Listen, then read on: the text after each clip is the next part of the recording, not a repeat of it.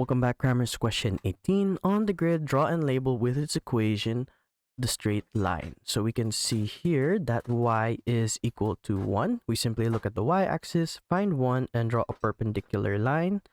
This is the equation y is equal to 1. Next off, x is equal to 2. We look at the x-axis, we look for 2, and we draw a perpendicular line. So this is now x is equal to 2.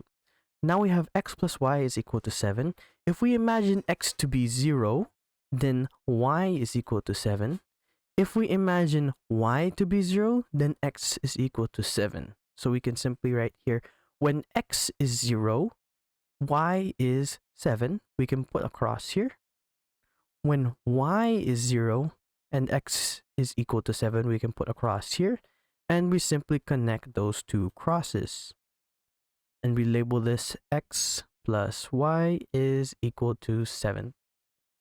B. Show by shading on the grid the region that satisfies all three of the inequalities. When dealing with inequalities, if it is less than equal to, it's down and to the left. If it is greater than equal to, it's up and to the right. So we can see here y is greater than and equal to 1. So we simply look for the equation y is equal to 1. And because it's greater than, we go up. So that means this is up. X is greater than or equal to 2. And greater than is to the right. So if this is x is equal to 2, we simply go to the right. And finally, x plus y is less than equal to 7. If it's down, we simply write down. And that means that this triangle is R. Thanks for watching. Cram, then scram.